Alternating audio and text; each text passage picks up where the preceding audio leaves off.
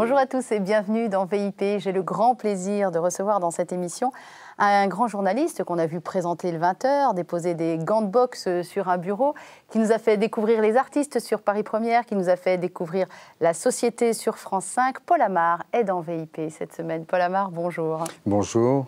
En deuxième partie d'émission, nous allons recevoir un sculpteur, enfin une femme sculpteur, j'aime pas bien dire sculptrice, qui a la particularité, Paul Amar, ça va vous interpeller, de sculpter non seulement des figures religieuses, mais également de sculpter des événements d'actualité. Donc on aura un décryptage d'actualité un petit peu de deux manières différentes, l'artistique avec Geneviève Bell et puis la journalistique avec vous. Paul Amar, c'est vrai que j'ai évoqué les gangbox tout de suite d'emblée.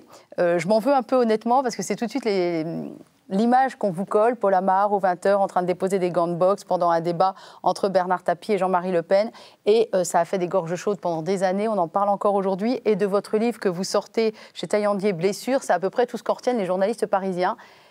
Et franchement, ça m'énerve parce que ce livre, il vaut bien mieux que ça. Mais éclusons vite la question, les gants de boxe, ça vous colle à la peau. Oui, c'est dans la mémoire. C'est dans la mémoire collective. Quand vous avez des millions de téléspectateurs et que devant ces millions de téléspectateurs, tout d'un coup, vous faites un geste qui vous ressemble si peu, incongru, insolite, inattendu, pour reprendre le terme que je viens de voir dans votre générique, effectivement, ça surprend, ça intrigue. Et c'est vrai que je n'ai pas beaucoup parlé après, je me suis tu. Et si je le fais aujourd'hui, c'est tout simplement parce que ce geste-là illustrait à l'époque un trouble profond, mais que je gardais pour moi, et qu'aujourd'hui j'exprime. Voilà, on a toute la vérité sur cette affaire. Très honnêtement, je n'ai pas envie de m'attarder dessus parce que ceux que ça intéresse peuvent regarder toutes les autres émissions dans lesquelles vous êtes, peuvent acheter votre livre. Et moi, j'ai trouvé tellement de richesse dans ce livre et je me dis, 52 minutes, on n'aura pas assez de temps, donc je préférerais partir sur finalement tout le reste du livre. C'est un livre qui raconte votre histoire personnelle, votre histoire professionnelle, avec un angle très particulier. Vous êtes parti sous l'angle de l'identité juive, qui est votre identité, mais dont vous ne vous êtes jamais réclamé, vous, mais qu'on a cessé de vous coller et de vous ramener à cette identité. C'est un parti pris qui est assez fort quand même au départ. Oui, et en racontant mon histoire, je raconte notre histoire. Je raconte l'histoire d'un pays qui est le vôtre, qui est le mien, qui s'appelle tout simplement la France. Et si je décide, après n'avoir jamais parlé à la première personne, si j'ai décidé de le faire aujourd'hui, c'est pour incarner en quelque sorte le problème qui se pose aujourd'hui à la République française et qui porte un nom, le racisme, qui porte un nom, l'antisémitisme, la résurgence de l'antisémitisme. Voilà pourquoi j'ai décidé de parler à la première personne, pour incarner en quelque sorte ce problème et pour dire le trouble, c'est un mot que j'ai employé tout à l'heure, qui est le mien depuis le début des années 80 et qui malheureusement s'est accentué depuis. Et si je parle de mon identité, je vais mettre ce terme entre guillemets, parce que mon identité, elle est française, elle est républicaine, elle est humaniste. J'ajouterai même un terme, elle est universaliste. Mais c'est vrai, et je suis parti d'une réflexion de Sartre sur la question juive. Alors Sartre, à mes yeux, s'est trompé sur tout. C'est Camus qui a eu raison, dans le décryptage du monde que les deux hommes ont proposé un temps. Mais sur cette question-là, a livré une réflexion très pertinente. Et si on devait la résumer d'une phrase qui est la sienne, si le juif n'existait pas, l'antisémite l'inventerait. Moi, j'étais ce juif invisible. Je n'ai jamais pris la posture du juif dans ma vie sociale. Je ne parlerai pas de ma vie intime, parce que je garde vraiment ça pour moi, mais dans ma vie professionnelle, dans ma vie publique. Et voilà qu'au début des années 80, un homme me rappelle que je suis juif et m'insulte dans ses meetings, Jean-Marie Le Pen, qu'aujourd'hui un autre homme me rappelle que je le suis et m'insulte dans ses spectacles. Je ne suis pas le seul, c'est Dieudonné. Et voilà aussi que d'autres hommes se mettent à assassiner, à torturer parfois et à assassiner des hommes ou des femmes, souvent jeunes, tout simplement parce qu'ils sont différents et parce qu'ils sont à leurs yeux juifs. Alors ça se passe à Toulouse, c'était en mars 2012, le fameux assassinat d'un papa et de ses deux enfants devant une école. Et d'ailleurs, le livre commence avec ça, un livre qui s'appelle Blessures. Alors, on le comprend parfaitement par rapport aux propos que vous commencez à tenir, et puis on va le comprendre aussi comment ça s'est passé dans votre chair de manière plus prosaïque. C'est vrai que votre histoire personnelle percute complètement la grande histoire, ou peut-être que c'est l'inverse. Mais vous l'expliquez très bien. Vous êtes né en Algérie. Pétain a privé votre père de son travail, Ben Bella l'a chassé d'Algérie, De Gaulle vous a obligé à étudier l'allemand parce que c'est la réconciliation franco-allemande, donc quand vous êtes arrivé en France, il fallait étudier l'allemand. Enfin, vous avez toujours eu l'impression, si on dézoome un petit peu, avant de parler vraiment de votre enfance, de votre adolescence et de votre vie, que la grande histoire a toujours percuté assez violemment votre histoire personnelle à vous, Paul Amar. C'est peut-être par hasard si j'ai choisi le journalisme, oui. Pour essayer de comprendre comment et pourquoi l'histoire a fait de moi l'homme qui est en face de vous, simplement. Et c'est vrai que je suis né dans ce bain-là, dans ce bain tragique qui s'appelle tout simplement la guerre. Et l'histoire des civilisations, l'histoire des peuples est faite souvent de confrontations, malheureusement, hein, et de guerre. Et je suis né, voilà, dans ce moment-là, qui s'appelle la guerre d'Algérie. Alors je suis né après la Seconde Guerre mondiale, mais c'est vrai que j'évoque la situation de mon père qui était fonctionnaire en Algérie, qui perd son emploi, vous l'avez dit, à cause de Pétain. J'évoque les situations de mes grandes sœurs, moi je ne suis pas encore né, mais qui sont virées du collège, alors que nous sommes français, nés français en Algérie, tout simplement parce qu'elles sont juives. Donc voilà, les lois raciales décrétées par Pétain qui s'abattent sur une famille juive d'Algérie qui n'avait rien demandé à personne. Et en outre, mon père n'était ni politisé, ni subversif, c'était un Français tranquille d'Algérie. Et c'est le premier antisémitisme auquel je suis confronté, enfin ma famille plutôt. Et moi, je suis confronté à un second antisémitisme que j'appellerais volontiers l'antisémitisme de rue. C'est que quand je vais à l'école, la guerre d'Algérie commence en 1954, j'ai 4 ans. Mais quand 2-3 ans plus tard, je vais à l'école, et je tiens à y aller, quand sur le chemin de l'école, je suis agressé, insulté, attaqué, c'est des crachats, sale juif, sale français aussi, des jets de pierre, et je suis moi-même victime lors d'un attentat, je suis blessé lors d'un attentat, je suis confronté à ce double antisémitisme. Alors, comment voulez-vous qu'un enfant de 8, de 9, de 10 ans ne soit pas tout d'un coup impressionné par cette tragédie qui s'abat sur lui, que je ne comprends pas à l'époque, évidemment, parce que je suis enfant, que je vais comprendre un peu plus tard. En fait, il y a eu 2 événements très marquants. Il y a d'abord, on a beaucoup entendu parler de lui, Cheikh Raymond, qui était le beau-père de Enrico Macias, qui s'est fait tuer. Il se trouve que vous étiez là, devant vos yeux. Oui. Vous auriez pu être touché par une balle, d'ailleurs, à l'époque. Vous étiez au marché, et devant vos yeux, cet homme-là s'est fait tuer. C'est un attentat qui a fait énormément parler. C'était un grand homme de paix, et c'est la paix qu'on a voulu tuer à travers lui. Et puis l'attentat dont vous avez été vous-même victime, vous êtes gamin, vous jouez aux billes rue Chevalier devant un café qui s'appelle La Globe. Ben, vous l'avez lu. Et, oui, évidemment, je l'ai lu. Bien lu. Et vous jouez avec un copain et une bombe explose. Et vous allez avoir le dos complètement ensanglanté. On imagine ce petit garçon qui hurle dans les rues et qui a mal, très certainement. Là, c'est dans la chair, quoi. L'histoire qui vous rentre dans la chair. Oui, complètement. Et d'ailleurs, je n'ai pas suivi le conseil de mes parents qui me disaient sans cesse... si tu entends une explosion, couche-toi même le sol. Oui, enfin bon, avec la panique. Avec la panique, non. J'ai couru comme un damné jusqu'à chez moi.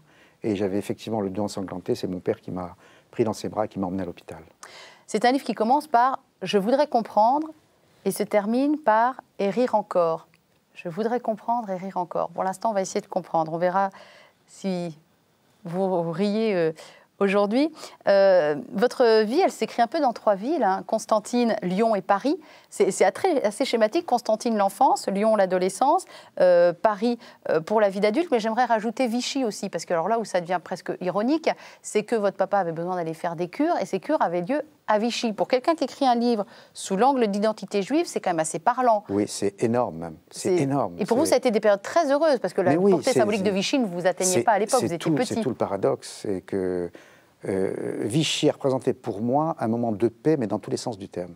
C'est qu'il y avait la guerre en Algérie, et les seuls moments de paix que nous offrait mon père et que nous avions, c'était quand nous prenions le train de Constantine à Alger, puis le bateau d'Alger à Marseille, puis le train, et parfois la voiture d'ailleurs, pour aller jusqu'à Vichy. Et à Vichy en été, nous étions, les enfants et mes parents, extrêmement heureux parce qu'il n'y avait plus la guerre. Et mon père faisait sa cure. Alors, mon père était très très pudique. Il parlait peu de lui et de sa propre histoire. Pourquoi Vichy? Pour moi, ça reste un mystère. Alors, est-ce que le médecin, qui avait peut-être un humour noir, lui avait suggéré Vichy et pas une autre ville thermale? Je ne sais pas. Ou est-ce que inconsciemment, mon père voulait signifier aux collabos et aux hommes de Pétain qui avaient décrété les lois raciales que voilà, il allait à Vichy, vivant et bien vivant, je pourrais dire survivant, et il allait même en vacances à Vichy. Mais c'est vrai que j'ai appris à nager dans l'Allier. Voilà, là où des hauts fonctionnaires collabos devaient sans doute se rafraîchir. Et peut-être que c'était pour exorciser aussi les choses. Et moi, ça me rappelle tout de suite à un autre épisode de votre vie. Vous êtes en école de journalisme, donc cette fois-ci, vous vivez en France. Entre-temps, vos parents ont débarqué à Villeurbanne. On imagine bien comment ça a dû être dur de passer de Constantine à Villeurbanne. Et puis, à un moment, il y a un voyage de classe qui est organisé et où vous arrivez à convaincre tout le monde, grosso modo, qu'il faut absolument aller le faire. Mais je les manipule. Oui, bah voilà, en Algérie. Manipule. Vous avez quoi, 20 ans? J'ai L'idée de revenir dans ce pays oui. que vous avez quitté quelques années plus tôt, oui. et là, c'est le choc absolu, parce qu'en fait, vous n'avez rien exorcisé du tout, et le retour au pays est très dur. Ça s'est passé en 2 temps. En fait, j'étais délégué de promo, voilà. Et c'était le voyage de fin d'études, avant de devenir journaliste. On devait aller en Grèce. Et moi, je dis, alors à l'époque, évidemment, hein, je dis à mes copains et mes copines que la Grèce, ça n'avait aucun intérêt, c'était du tourisme, alors que nous allions devenir journalistes. L'Algérie, c'est quand même une terre où il se passe des choses, c'est l'histoire. L'histoire en train de se faire. Exactement, et l'indépendance quand même acquise 10 ans auparavant. Enfin bref, même vous les embarquez tous, quoi.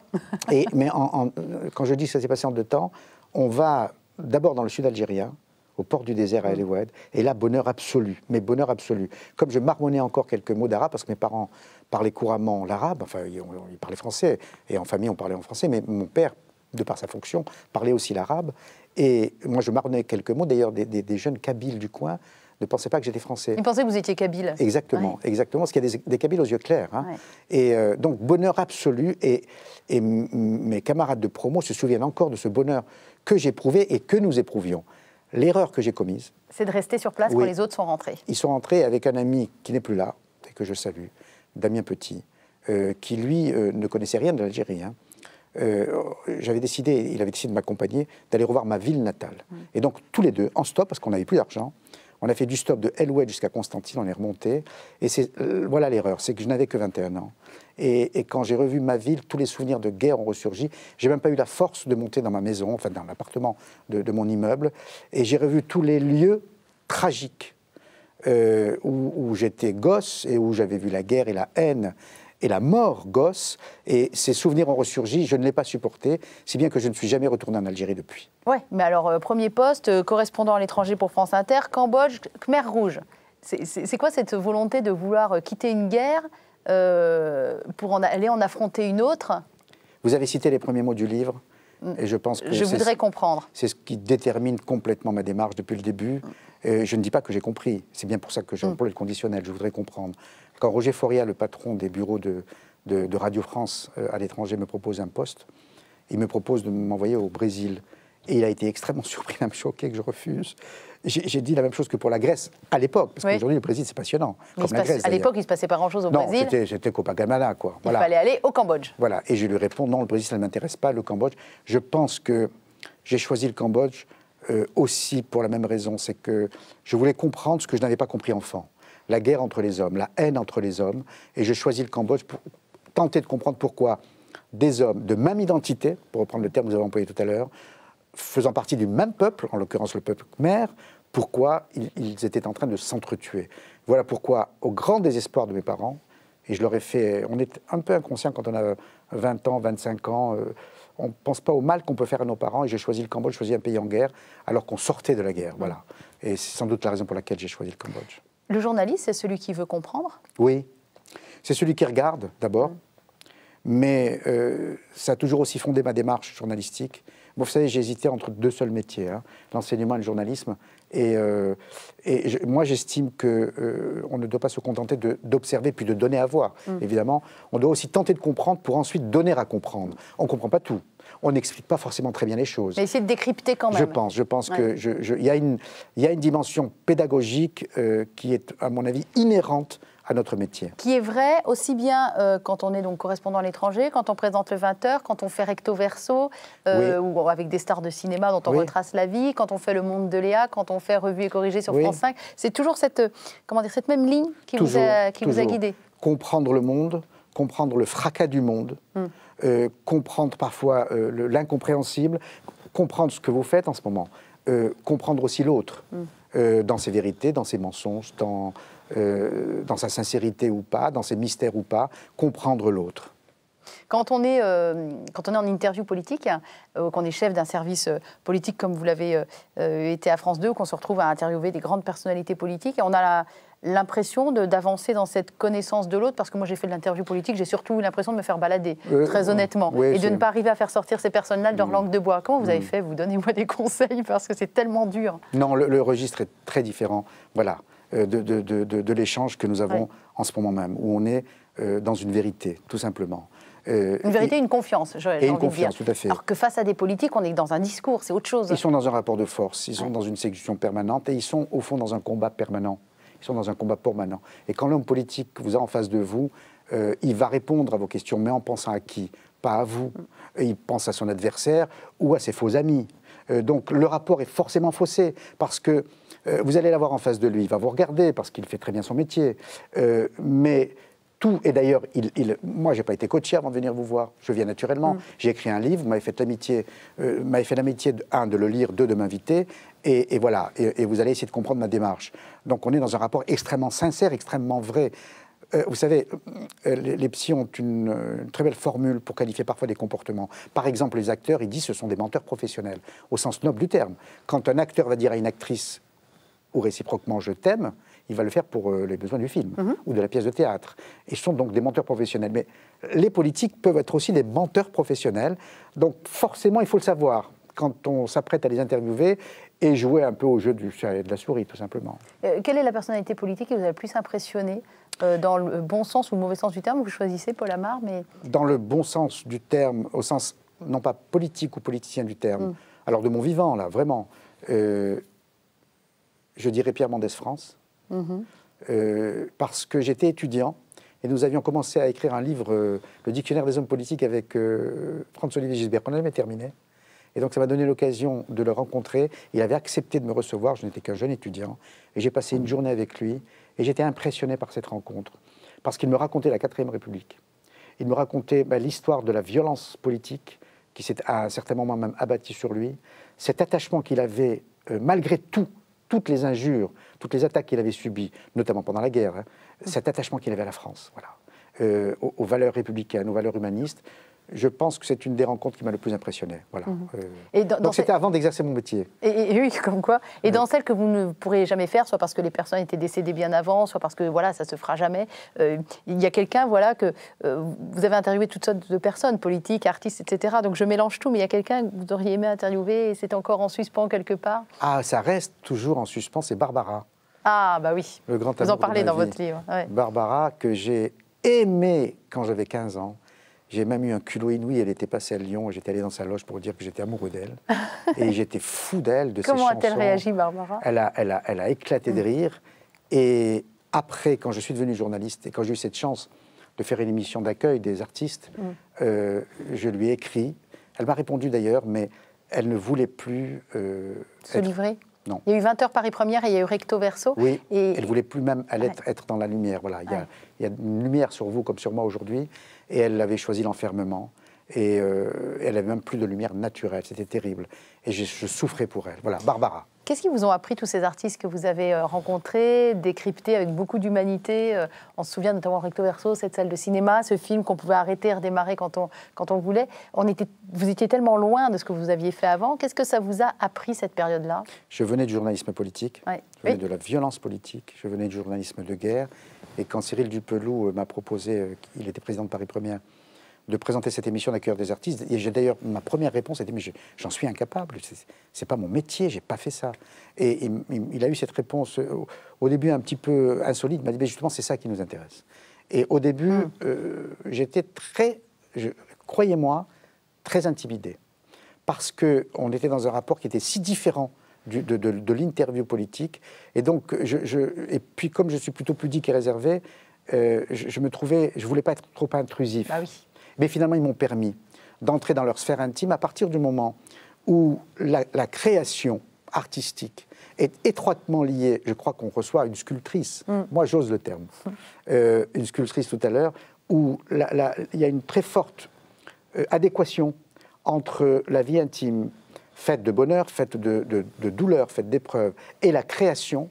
Ces artistes m'ont permis d'entrer dans ce monde-là, qui est celui de la fragilité. qui est celui du doute, qui est celui d'une extrême sensibilité. Et là, j'ai découvert, évidemment, je l'appréhendais comme homme, tout simplement, mais professionnellement, je l'ai découvert, et ça a été un bonheur inouï. Voilà. Dans son livre spécifiquement, vous parlez de Charlotte Gainsbourg. Il y a, avec justement tous ses doutes, toute sa fragilité, qui ne voulait pas venir jusqu'à la dernière minute, et ça a été fantastique. Il y a d'autres personnages comme ça qui vous ont particulièrement interpellé ou qui vous ont nourri, parce que je trouve que nous, journalistes, on se nourrit des rencontres, sinon peut-être qu'on ne ferait pas ce métier-là, qu'on se nourrit des rencontres des gens qui se posent devant nous. Je vais les dire plus généralement. Si je devais, je déteste faire des bilans et hiérarchiser. Simplement, ce qui m'a le plus intéressé, c'est les rencontres les plus difficiles qui fussent avec des artistes. Vous savez, un artiste, quand il se met à chanter, il peut être magnifique sur scène, et puis après, il se tait. Oui. Je pense à Christophe, je pense à Bachung, je pense à Charlotte Gainsbourg, et vous avez raison de la citer, et même à Mylène Farmer, qui peuvent être extraordinaires sur scène, et qui, tout d'un coup, quand il s'agit d'exprimer quelque chose, se ferment complètement. Et là, honnêtement, c'est sur les rencontres qui m'ont le plus passionné, je pense à Philippe Léotard, parce qu'il faut essayer d'aller vers l'autre et d'extirper quelque chose. Parfois, ça se fait à coup de silence, d'écoute, voilà. Et je pense que c'est l'exercice le plus difficile qui soit, mais qui me plaît le plus. On découvre tout un tas de choses, finalement, quand on lit un livre comme Blessure, et notamment, alors là, c'était une grande surprise pour moi, mais il y a quelqu'un qu'on connaît bien à KTO, qui est prêtre, qui s'appelle Daniel Duigou. Et ben, c'est un ami à vous, parce qu'il a été journaliste avant. On peut zoomer 2-3 minutes sur Daniel? C'est plus qu'un ami, c'est un frère. Oui. C'est un frère. Voilà, vous êtes rencontrés comment? De quoi était votre amitié? On s'est rencontrés il y a très très longtemps. On était journalistes. Moi, je le suis malheureusement resté. Lui a eu la chance de vivre plusieurs vies. Et déjà, sa démarche m'a passionné. On a une très belle relation. On était dans 2 chaînes concurrentes. Moi sur la 2, lui sur la 1. Il n'y a jamais eu de mauvaise relation entre lui et moi, même quand on appartenait à 2 chaînes concurrentes. C'est extraordinaire. Alors, on se passait les infos. Ce qu'il fait aujourd'hui, parce que... Ce qu'il fait aujourd'hui, Daniel Duigou, ce qu'il a fait avant d'ailleurs, il était journaliste, il était aussi soignant, il s'occupait de malades en fin de vie, et ensuite il est devenu prêtre. Et on ne sait jamais, alors on ne se voit pas tous les 2 jours, mais quand on se voit, il y a une relation extrêmement forte qui s'établit, et on a gardé le contact quand il a décidé d'ailleurs d'aller vivre en ermite au sud du Maroc. On était sans arrêt en contact, et à chaque fois qu'il passait à Paris, il venait à la maison, tout simplement. Moi, je le recevais quand il écrivait un livre, évidemment dans les émissions que j'avais la chance de présenter. Et à chaque fois, alors il y a une relation d'amitié. Quand on se voit, on s'embrasse, on est heureux de se voir, on boit un verre, on partage ces moments-là, mais très vite, on va à l'essentiel. Et très vite, on a un échange extrêmement fort. La dernière fois que je l'ai vu, c'était dans son église, sa mairie, voilà, où j'ai passé toute la journée avec lui. Et on a échangé. C'est un frère. Voilà. Et qu'est-ce que le juif et le catholique se disent? Est-ce qu'on a le droit de rentrer un peu dans l'intimité de certaines conversations? Vous allez me faire dire des choses que je n'ai jamais dites, que j'ai pensées, que je ressens, que je vais dire à voix haute. Je vais même le dire avec émotion. Ce qui fonde ce livre, c'est la tentative de compréhension de la haine entre les uns et les autres. Où tout d'un coup, on va désigner l'autre parce qu'il est différent, on va le haïr, on va le stigmatiser, et on va le livrer à la vindicte publique. Or, la relation avec Daniel me démontre qu'on peut avoir une origine différente. Ça veut dire quoi, l'origine différente? On a le même Dieu. Je suis croyant, donc voilà, pour être tout à fait clair.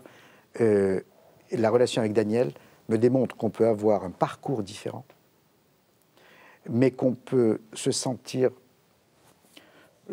Je crois qu'il n'y a pas plus semblable que Daniel et moi. Et je me sens parfois beaucoup plus proche de Daniel, qui est chrétien, qui est catholique, que de me sentirais de personnes identifiées comme étant juives. Voilà. Donc, on est très très loin du ghetto. On est aux antipodes du ghetto. Et quand on se voit, quand on pense à l'autre, quand l'un pense à l'autre, on pense à la similitude, on ne pense pas à la différence. On pense à l'harmonie, on ne pense pas à la haine. On pense à l'amour, on ne pense pas à la violence. Voilà.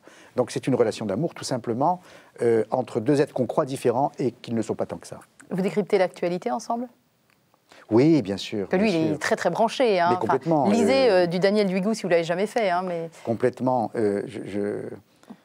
Quand il était notamment au Maroc, on partageait déjà la même inquiétude. sur la montée de l'islamisme. Il était d'ailleurs extrêmement discret parce qu'il était là-bas. Oui, il faut être prudent. Il était même très courageux. Je lui disais, Daniel, tu prends des risques. Mais on décryptait le monde.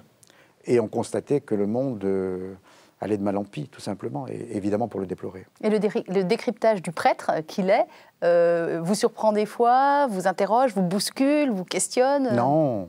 Non. Non, il me ramène à l'essentiel. Vous savez, le journaliste peut être tenté par l'écume des choses. Ah oui. Et par la superficialité. Et le fait de rencontrer un prêtre, qui est par ailleurs un ami, me permet d'aller très vite, tout simplement à l'essentiel, tout simplement. Et de donner du sens, d'abord à ce qu'on peut dire, à ce qu'on pense, et surtout à ce qu'on est. Alors c'est vrai qu'il y a plusieurs manières de décrypter le monde. Il y a celle du journaliste, il y a éventuellement celle du prêtre, et puis il y a celle de l'artiste. Alors je vais demander à Geneviève Bell de bien vouloir nous rejoindre en plateau. On a une belle sculpture ici même qu'on peut admirer. Bonjour Geneviève, venez vous asseoir à côté de Paul Amar. Mais bonjour. Voilà, deux personnes qui décryptent l'actualité, chacun à leur manière. Bonjour. Bonjour. Vous intéressez à l'art, Paul? Oui, ouais. oui. Sous toutes ses formes, oui, bien sûr. De toute façon, tout vous intéresse. C'est un peu la base du journaliste aussi, c'est d'être en éveil peut-être un petit peu sur tous les sujets. La démarche artistique m'intéresse davantage que le fait divers. Donc voilà, là pour le coup, je hiérarchise mes passions. C'est un questionnement. Alors, Geneviève, on va faire connaissance avec vous. Merci d'être avec nous dans cette émission. On va découvrir votre art et comment vous y prenez. On a même des images de vous en train de travailler dans votre atelier. Mais avant ça, vous avez suivi la première partie de l'émission qui est passée à la vitesse de l'éclair. Est-ce qu'il y a une phrase de Paul Amar ou une idée que Paul a pu amener qui vous a particulièrement interpellé, voilà, parce que ça fait écho avec vous, avec ce que vous êtes, avec ce que vous faites? Bien, je crois, il y a beaucoup de choses qui m'interpellent. J'ai lu votre livre aussi, mais tout ce qui est lié, le titre déjà, blessure. Oui, c'est prenant. Hein. Quand j'ai lu votre livre, moi, j'étais très très émue. Et puis ça, je me dis aussi, les journalistes nous informent de plein de choses. Et dans mon travail, je travaille parfois en lien avec l'actualité. Et bon, c'est grâce aux journalistes qu'on connaît ces choses.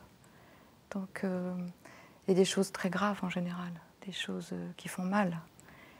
Et nous, dans l'atelier, eh bien, on essaie de répondre à notre façon à toutes ces choses difficiles.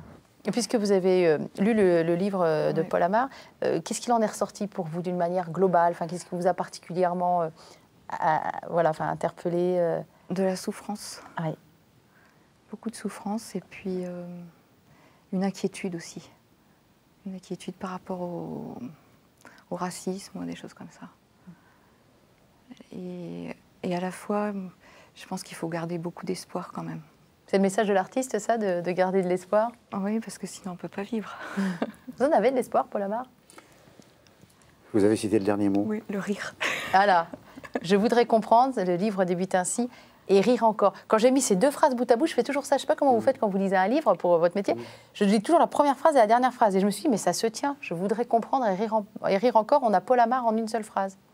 Le rire des enfants. J'ai voulu terminer sur comme j'ai écrit les premiers mots et les derniers mots dans le sud, où je vais très souvent du pays. Et je l'ai écrit en observant des enfants.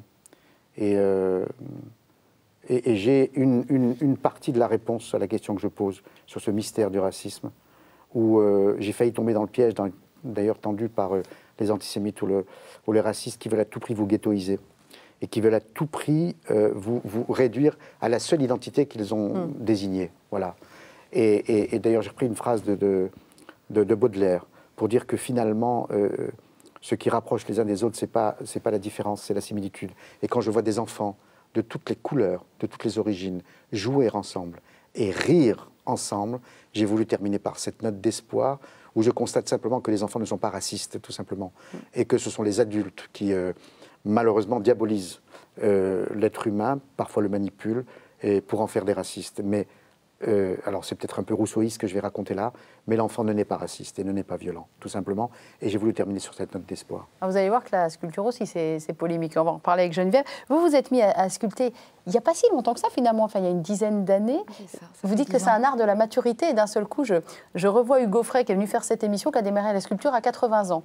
Et c'était vraiment très drôle d'en parler avec lui. Le pire, c'est qu'il a du don en plus. Et vous êtes d'accord avec lui. Il nous avait dit pareil, c'est un art de la maturité, la sculpture. C'est-à-dire, j'ai commencé par la peinture. J'aime beaucoup la peinture. Je suis née dans une famille de peintres, donc Oui, on j'étais va... un peu marquée. Et c'est vrai qu'il me manquait le volume. En fait, ça trottait dans ma tête depuis très très longtemps. Mais oui, je m'y suis vraiment mise en 2004. Alors, voilà, par exemple, on voit des sculptures que vous faites. Alors, expliquez-nous, parce que vous faites de la fonderie aussi, on est sur du bronze là ou Oui, oui. Voilà. Là, en fait, toutes mes sculptures pratiquement sont réalisées en bronze. Il y a quelques terres cuites. Vos sources d'inspiration sont souvent religieuses, mais Alors, pas que. Très souvent bibliques et puis quelques événements d'actualité. Ouais. Pourquoi biblique? Qu'est-ce qui fait que vos sculptures sont d'inspiration religieuse? On pourrait peut-être, à ce stade, et avant de revenir à la sculpture et à la manière dont vous y prenez, expliquer un peu votre parcours en termes de foi. Je vous laisse le raconter. Je sais pas trop comment. Parce que vous exposez beaucoup dans les églises, notamment. Bon, d'abord, vous avez des parents très croyants. Oui, on va commencer par là. Donc, vous avez été élevé dans Je suis née dans une famille catholique. Pratiquante. Convaincue. Vous avez perdu la foi adolescente, j'allais dire presque classique. Vous n'êtes pas la première à qui ça arrive. Et alors, il y a quand même eu un événement un peu douloureux, c'est qu'il y a eu la mort d'une amie à 14 ans. Oui, c'est ça. En fait, je me suis révoltée contre Dieu parce qu'un enfant mourait et ça me paraissait tellement injuste. Je trouvais ça affreux, quoi. Je me disais, si Dieu est bon, mais il ne pourrait pas permettre des choses pareilles. À 14 ans, on réagit comme ça. Puis après, on s'aperçoit que la vie, c'est fait de vie et de mort.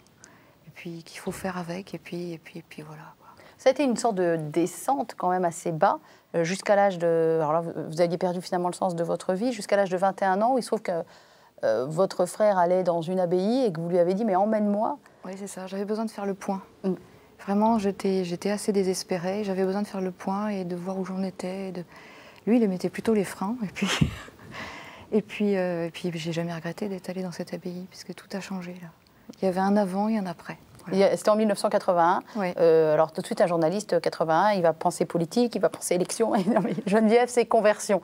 C'est 81, il s'est passé quelque chose d'incroyable dans cette abbaye et est-ce qu'on peut dire que vous êtes convertie? Bah oui, oui, vraiment, oui. Puis j'ai décidé, enfin, avec l'aide des moines et tout, d'essayer d'être fidèle à la foi. Et pour ça, il fallait prendre les moyens, donc changer vraiment beaucoup de choses. Par exemple? Les relations humaines, parce que c'est pas toujours très bien vu. Enfin, ça dépend qui on fréquente, mais c'est pas toujours facile, sauf dans ma famille. De quoi? De dire qu'on est chrétien? Oui. D'accord. Je fréquentais des gens qui étaient très loin de tout ça et archi contre, donc c'était pas très facile. Mais voilà, non, en revanche, dans ma famille, c'était très bien accueilli, surtout par une de mes grand-mères qui priait depuis des années pour ma conversion. C'est le retour de la brebis égarée, de l'enfant prodigue, quoi. C'est la fille prodigue. Un peu, pas complètement. Mais... Vous réagissez comment à ce genre de témoignage, Paul Amar? Une vie émouvant. Ouais. J'ai eu la même réaction que vous. Quand moi, j'ai perdu mon oncle à Lyon. J'étais adolescent. Et voilà, c'était inadmissible pour moi, la mort d'un être aimé. Donc la même réaction. Et j'entends ce que vous dites quand vous dites, quand je dis que je suis chrétienne, parfois c'est pas bien vu. Je trouve ça assez terrifiant, cette intolérance à l'autre, ce refus de la différence, voilà. Et ça caractérise bien la société dans laquelle on vit. Mais j'ai regardé vos sculptures, sachant que vous veniez, en tout cas sur le net, et vous avez en partie les réponses aux questions que je pose dans le livre sur la violence. Vous apportez une réponse d'amour. Tout en racontant la violence du monde dans vos sculptures. Donc il y a cette dialectique, cet aller-retour entre violence et amour, et c'est votre réponse à vous. Vous êtes d'accord avec ça? Un peu, et en fait, j'ai toujours peur que ce soit un peu ridicule, mais dans notre monde, mais moi je me dis, en fait, la seule chose que je peux proposer avec mon art, c'est de la tendresse, c'est de la compassion, c'est l'attention à l'autre, et essayer de dire au moyen de la sculpture. Parce que ça me paraît complètement indispensable dans notre monde, mais complètement indispensable.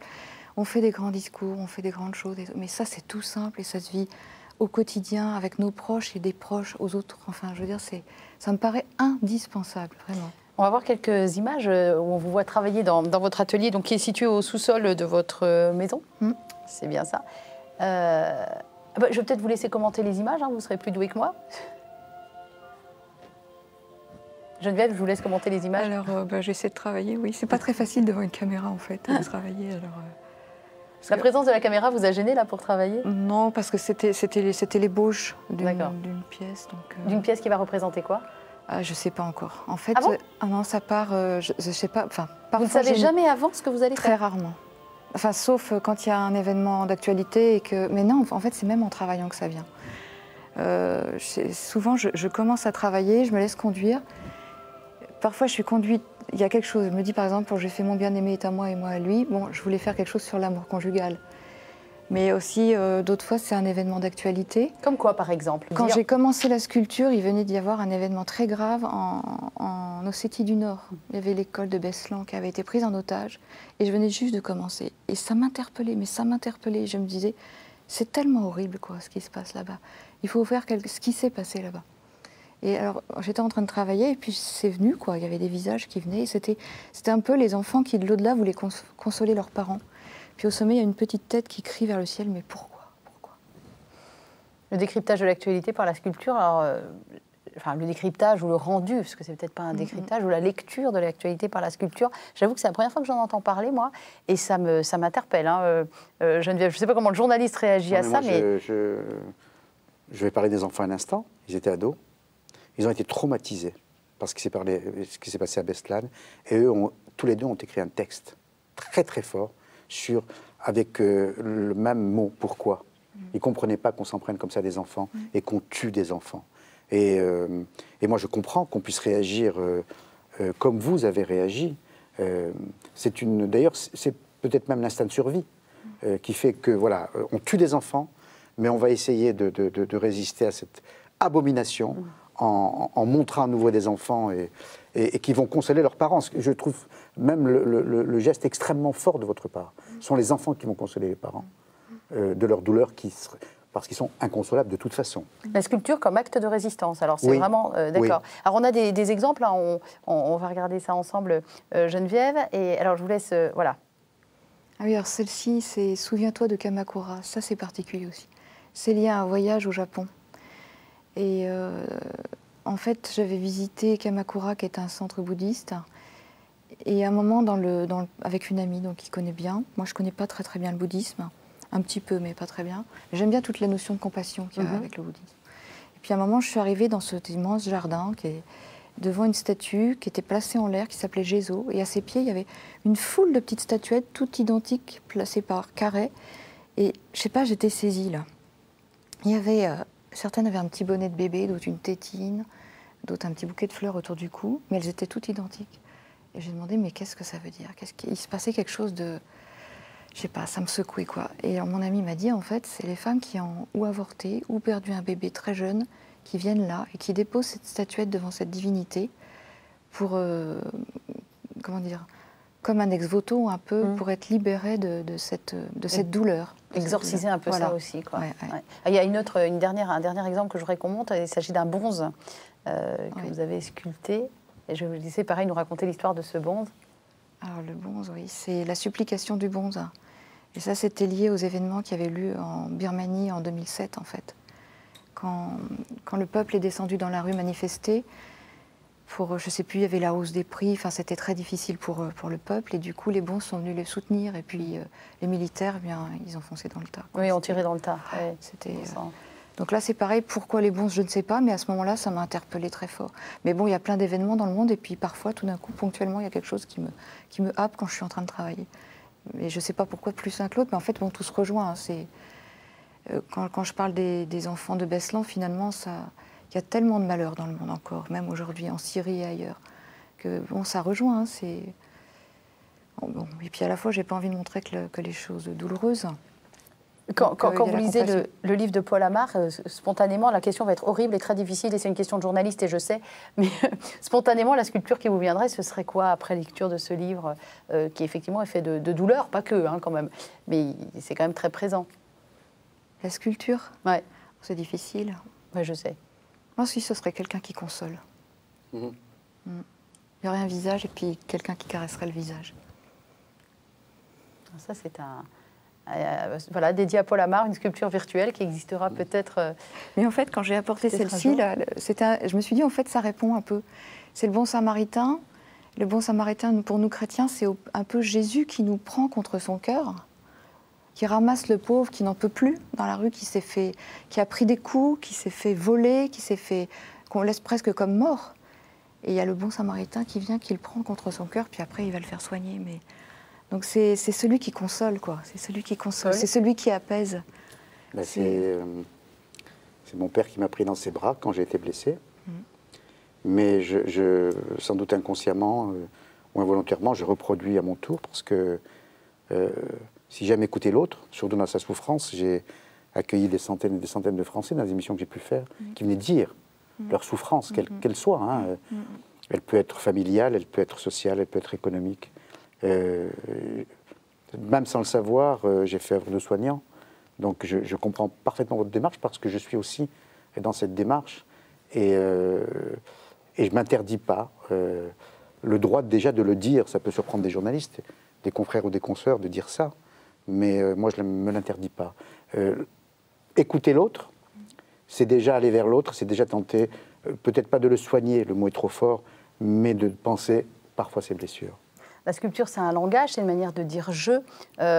Paul Amar, ce que vous avez voulu, c'est-à-dire vous avez démarré quasiment l'émission avec ça en disant « je dis je », j'ai décidé de dire « je » et de parler à la première personne, ce qui n'est pas forcément évident. Ça n'a pas été pour vous, quand vous avez eu votre conversion et qu'il a fallu ramener ça dans votre art. Ça a même été un blocage et vous n'êtes pas la seule artiste à dire ça, qu'au départ, c'est plus un blocage qu'une libération totale. Ce jeu à mettre en place et à exprimer d'une manière ou d'une autre. Mais en fait, c'est difficile au début de partager sa foi dans son art. Enfin, ça dépend peut-être des personnes aussi, hein, mais parce qu'on ferait vite des choses un peu mièvres, un peu douceâtres, parce que c'est difficile en fait dans les choses douces d'être à la fois vrai et puis pas trop douceâtre, pas trop mièvre. Voilà. Il faut que c'est un côté authentique. C'est pas si simple, hein, il faut du temps. Paul ? Je croyais que vous vouliez intervenir par rapport au fait de dire « je ». Dire « je », ça coûte énormément. Ça vous a coûté d'écrire le livre? Ah oui, bien sûr. Ah oui. Mais bien sûr. Parler de mon enfance, évoquer mon enfance, parler de mes parents, ça m'a énormément coûté. Parler de ce trouble que je gardais pour moi, que j'ai gardé pendant des années, qui a expliqué ce fameux geste. Et vous avez commencé par ça. Des gants de boxe bien sur sûr, la table du 20h. Ça m'a coûté, mais si j'ai décidé de le faire, c'est pour incarner le problème. Pour incarner le problème, parce que les débats sur le racisme sont souvent théoriques. Ce sont deux hommes, rarement des femmes d'ailleurs, Dieu merci. Oui, rarement des femmes. Ce sont les hommes qui sont violents, rarement les femmes. Ce sont deux hommes ou des hommes qui vont s'affronter à coups d'idées, d'arguments souvent théoriques. Et là, j'ai dit « je » pour incarner le problème. Autrement dit, si un jour je devais me trouver face à Dieudonné, je lui poserais simplement la question. Simplement, parce que je suis identifié. Là, je m'expose pour le coup. Je me mets en quelque sorte en avant. Oui, parce qu'il a cité des noms nommément. Oui. Patrick Cohen de France Inter, Paul Amar, enfin, il y a plusieurs noms qui ont été sortis. Avec des mots terribles, hein, Patrick Cohen, dommage, les chambres à gaz. Vous imaginez? Mais c'est un assassinat, comme vous dites, virtuel. En tout cas, par les mots. C'est ce que j'appelle le mur des fusillés. Et pourquoi je dis « je » c'est qu'à partir du moment où je suis identifié, à partir du moment où les Français savent ce que j'ai fait pendant 40 ans, voilà, j'ai présenté des émissions, on sait ce que j'ai fait pendant 40 ans. Moi, je lui poserai simplement la question, qu'est-ce que j'ai fait de mal pour que vous me désigniez tout à coup comme différent, pour que vous supposiez que je sois juif, alors que je ne l'ai jamais dit, je n'ai jamais pris la posture du juif, et que, à ce titre, vous m'attaquiez, vous m'insultiez, et que vous décidiez de m'éliminer, en tout cas par les mots. Qu'est-ce que j'ai fait de mal? Voilà pourquoi j'ai dit « je ». Tout simplement pour donner de la chair, si j'ose dire, au problème, et pour ne pas rester simplement dans une sorte d'enclos théorique, médiatique, dans une sorte de cirque médiatique. On va passer de la théorie à la pratique. On va vous voir les mains dans la glaise, Geneviève, une dernière fois dans votre atelier. Je ne sais pas si ça vous parle, Paul Amar, de toucher la matière comme ça, si c'est quelque chose qui pourrait vous attirer un jour, de vous lancer dans la sculpture, si vous êtes un manuel, un artiste. Ah non, c'est pour ça que j'admire les artistes, parce que je ne suis absolument pas artiste. Moi, avec mes mains, je ne sais rien faire à part écrire. Et encore, je peux écrire mal. Et j'admire cette faculté qu'ont les artistes, tout d'un coup, à exprimer une émotion, une sensibilité, une inspiration. Une force aussi, hein. Bien sûr, autrement que par les mots. Mais c'est extraordinaire. On est dans l'ordre de la création. Je vais mettre un petit C quand même, parce que je ne veux pas le confondre avec la création divine. Mais tout de même. Moi, je suis admiratif. Aussi bien d'ailleurs pour la sculpture que pour la musique, voilà, pour ces créations-là. Vous faites quoi là exactement? Cette terre que vous mettez, ce chiffon que vous enroulez autour, cette eau que vous remettez par-dessus? Oui, en fait c'est un début de support, enfin de travail, et en fait pour pas que ça sèche, parce qu'après je suis passée à quelque chose d'autre, on met des chiffons pour garder la terre humide. Tout simplement. Oui, c'est pour pouvoir la travailler après. Un livre, vous savez, c'est un an, Paul, ça a été un an, certains, ça va être 2 ans. Une sculpture, enfin voilà, par exemple, celle que nous avons la chance d'avoir en plateau, c'est combien de temps? Je ne me rends pas du tout compte. Alors, en terre, c'est très, très variable. En fait, il y a des sculptures, je vais les mettre de côté. Je travaille un moment dessus, je n'arrive pas à les finir. Je les enroule dans du tissu, et puis je les ressors. Enfin, je les mouille, hein, pour pas qu'elles sèchent, et puis je les ressors, mais ça peut traîner à peu près 2 ans, pour la plus longue. C'est comme un livre, en fait, d'accord. Et puis parfois, on va travailler vraiment très longtemps, pendant un trimestre dessus, et puis c'est bon, mais après, il faut passer à la fonderie. Donc là, il y a tout un tas d'étapes avec les fondeurs. Et c'est encore autre chose. C'est autre chose. Ouais. Paul Amar, vous achetez de l'art, que ce soit de la sculpture, de la peinture, du dessin, que sais-je. C'est quelque chose qui, dans l'absolu, peut aussi concerner vos finances? Bien sûr. Oui, j'achète des tableaux, j'achète des livres, c'est de l'art. Vous achetez aussi J'achète des sculptures, c'est de l'art. Ah oui, c'est de l'art. Oui. Vous achetez vous aussi de l'art en tant qu'artiste? Ben, j'ai beaucoup de tableaux, un peu, mais après il y a aussi le budget, quoi. Si, un petit peu. Enfin, puis moi j'ai un mari qui est passionné d'art, donc il a une âme de mécène. Alors, vous avez très rapidement évoqué vos parents, très rapidement aussi. Paul, vous êtes issu d'une famille d'artistes. Clairement, vous avez baigné dedans. Tout le temps, depuis la naissance. Petite, avec deux peintres, alors très différents. Maman plutôt en art naïf, papa qui était sur un autre domaine. Ça veut dire que quoi, le destin, il est écrit, vous aviez déjà les mains... Moi, j'étais attirée par ça. Dans la matière, quelque part. Dans la famille, tout le monde l'est pas. On est 4 enfants et on est tous un peu différents. Moi, je sais pas, j'ai jamais songé à autre chose. Et je ne savais pas forcément si ça prendrait la forme de la peinture, mais je ne me voyais pas dans autre chose que quelque chose d'artistique. Donc on a quelqu'un qui était dans le chaos de la création, quelqu'un qui était dans le chaos du monde et de l'histoire, et ça nous donne 2 personnalités qui sont devenues aujourd'hui ce qu'elles sont, 2 personnalités fortes. Mais en vous regardant, je me dis, mais est-ce que leur vie n'était pas déjà tracée quelque part? Est-ce que on n'a pas décidé pour vous, inconsciemment bien sûr, vous avez rechoisi derrière, mais vous n'avez pas cette impression-là? Moi, je crois pas. Non, je me suis sentie assez libre. Ouais. Si, peut-être qu'on... Mon père me disait peut-être, bah, tu peux travailler ou tu peux faire des choses, voilà. Mais parce qu'il sentait que ça m'attirait beaucoup. Moi, j'étais toujours à essayer de rentrer dans son atelier où on n'avait pas le droit d'entrer. Mais j'étais attirée par les odeurs, par les pigments, les couleurs. J'avais toujours envie de rentrer. J'étais là. Puis j'adorais dessiner. Je dessinais partout, même sur les murs. Et ça, c'était très, très mal vu. Ouais, biberonné dès le départ à l'artistique, shooté à l'artistique. Paul shooté à l'histoire, malheureusement. Mais l'impression que finalement, ça n'aurait pas pu être autrement. Et qu'il y avait, voilà... C'est pas que c'était un destin qui était déjà tracé, c'est pas ça. Mais l'impression de ne pas avoir choisi, ou quand même si? Quand on est bousculé comme ça par l'histoire. Je ne saurais pas répondre à cette question, très honnêtement. Je sais, vous n'aimez pas faire des bilans. mais est-ce que l'histoire m'a programmé pour que je sois journaliste? Probablement, parce que j'ai dit tout à l'heure que j'hésitais entre l'enseignement et le journalisme, mais si j'avais enseigné, j'aurais enseigné l'histoire. Parce que déjà, l'histoire me passionnait. Donc je pense que c'est l'histoire des hommes, oui, qui a fait qu'aujourd'hui, j'ai voulu d'abord observer ce monde pour tenter de le comprendre. Est-ce que j'ai compris quelque chose? J'en sais fistre rien. Voilà. Mais est-ce que vous riez par rapport à cette phrase et rire encore, la dernière phrase? Mais bien sûr, mais heureusement, enfin, j'ai une vie tout à fait normale et très équilibrée, une famille que j'aime et qui m'aime, des amis que j'aime et qui m'aiment. Là, c'est un propos politique que j'ai. Oui, bien sûr.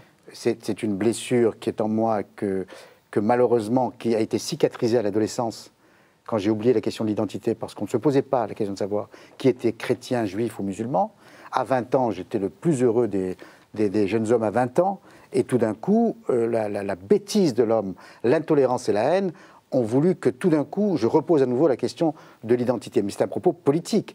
Dieu merci, dans ma vie privée, dans ma sphère intime, je suis un homme très heureux, je vous rassure, et je me rassure. Dernière question avant qu'on termine. Allez, on a 3 petites minutes pour terminer. C'est la question classique de fin d'émission. J'aimerais que chacun pose une question à l'autre. Je vais commencer avec Paul parce que c'est son métier de journaliste. Mais voilà, il y a des questions auxquelles moi je ne pense pas forcément parce que j'arrive avec mon point de vue et ma subjectivité et que vous arrivez avec la vôtre. Donc, si Geneviève, vous avez une question pour Paul après avoir lu son livre aussi et l'avoir écouté dans son émission. Et Paul, une question pour Geneviève du journaliste à l'artiste. Voilà, je vous laisse quelques instants pour la poser. Paul, peut-être en premier. J'ai regardé quelques-unes de vos sculptures sur le net quand j'ai appris que vous étiez là. Vous, la réponse que vous donnez au monde qui va mal, c'est la compassion. Je reprends le nom d'ailleurs d'une sculpture, c'est l'amour. C'est l'amour d'un enfant pour sa mère. Moi, j'ai adoré cette sculpture où l'on voit un enfant poser, un bébé qui est dans les bras de sa maman, et poser la main sur la bouche de sa maman. J'ai adoré cette culture. Donc, vous apportez une réponse de tendresse, de compassion et d'amour à un monde qui va très mal. Mais est-ce qu'on peut lire vos sculptures, je reprends ce terme que vous aimez, je crois, d'une autre façon, et est-ce qu'on peut voir une grande violence aussi dans vos sculptures? Ça, je ne saurais pas dire s'il y a de la violence. Alors là... Vous en mettez, vous, de la violence quand vous les faites? Non, je crois pas. En aucun cas. Non, je suis plutôt dans la caresse. Ouais. Comme ça. Mais rien qu'à vous entendre parler, on s'en doute un peu quand même. Hein. Mais c'est vrai qu'il peut y avoir une violence qui parfois, ressort. Il y a des choses difficiles. Parfois, quand je travaille, il y a des larmes. Parfois, au contraire, il y a des rires. J'ai quelques sculptures où, quand je les ai finies, elles m'ont fait rire. Et puis, il y en a d'autres où j'ai pleuré, vraiment pleuré. J'arrivais même plus à travailler tellement je pleurais. Parce que je voyais plus rien. Alors après, je me mettais à rire, parce que quand on voit rien, on se sent ridicule. Surtout quand on est tout seul devant sa pièce, là, c'est... Alors, la même chose. Les questions, c'est difficile. Moi, je ne sais pas. J'avais pensé vous poser la question, est-ce que vous avez de l'espoir? Parce que j'ai trouvé qu'il y avait beaucoup de peine dans votre livre, vraiment. Et puis après, vous avez presque répondu tout à l'heure quand je vous écoutais en parlant de votre ami, qui est presque un frère, là, qui est prêtre, qui était un journaliste. Enlevez le presque, oui, tout à fait. Daniel Duigo, qui est son frère. Voilà. Et je me suis dit, non, mais je ne peux pas poser cette question, parce qu'il y a de la fraternité, et puis c'est tellement important, quoi. Ben, l'espoir, c'est ça. L'espoir, c'est que, et c'est pour ça que j'ai voulu terminer par une note d'espoir, c'est que le bien finit toujours par triompher. Voilà. Mais malheureusement, on doit passer par l'épreuve. Voilà. Ça, c'est vrai. Et c'est absolument désolant. Blessure, vous pouvez l'acheter chez Taillandier ou l'offrir Paul Amar. Sa vie personnelle, sa vie professionnelle. L'explication sur les gants de boxe, vous l'aurez promis, mais vous aurez des choses très passionnantes aussi. Merci infiniment, Paul. On n'a pas pu tout dire, mais on a essayé d'en dire beaucoup. Merci à Geneviève Belle pour ces superbes sculptures. On vous retrouve sur votre site internet. Il suffit de taper dans un moteur de recherche, c'est très bien fait. Une exposition prochainement? La prochaine, ce sera dans le Nord, à Valenciennes, au mois de mars, à Saint-Géry, dans l'église Saint-Géry. J'expose souvent dans des églises. Voilà, on va guetter tout ça. Je vous remercie infiniment tous les deux pour votre douceur, votre humanité, votre intelligence aussi. Et cette très belle émission. Merci infiniment Geneviève Belle et Paul Amar. Merci. Merci.